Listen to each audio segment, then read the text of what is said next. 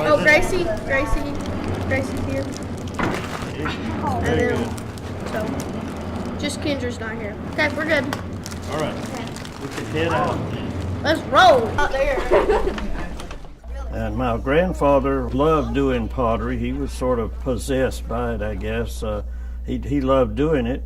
And of course, he forced his sons, Tracy and James being my father, into making pottery. My father never really liked it because in his younger days was the Great Depression.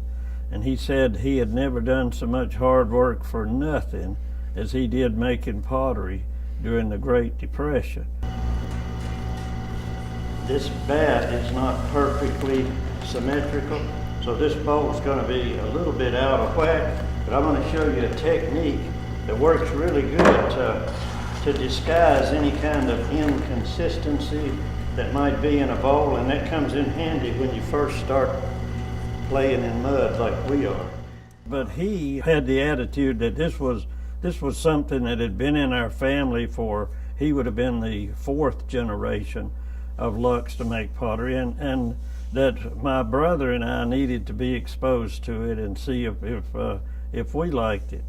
So he said that when the crops got laid by, we were going to fire up the old shop and make some pottery. At that time, that was in the 1950s, late 50s, and into the early 60s. There was about zero demand for handmade pottery.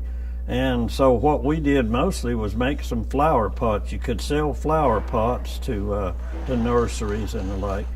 By the time I was 12 years old, because Daddy had started me when I was about 10, I was making ashtrays and little buttercups and that kind of thing at J.B. Cole.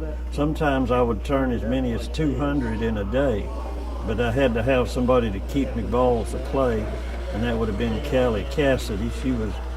She definitely kept a pile of balls at my wheel, and I could just stand there and turn all that. I guess I was impressed, too, by folks coming by to visit us, because the Coles, even at that time, had a sign out on Highway 220, which was a major north-south route, that said, "Come see it made." And I remember as a boy standing there making those pieces, people oohing and awing, and I just liked it. And I just liked the idea of being able to take an amorphic blob of mud and make it into a form that's useful as well as just pleasing to look at.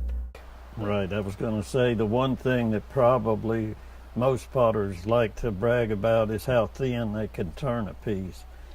And no one remembers those potters either because they don't have anything left. Right, they all broke early.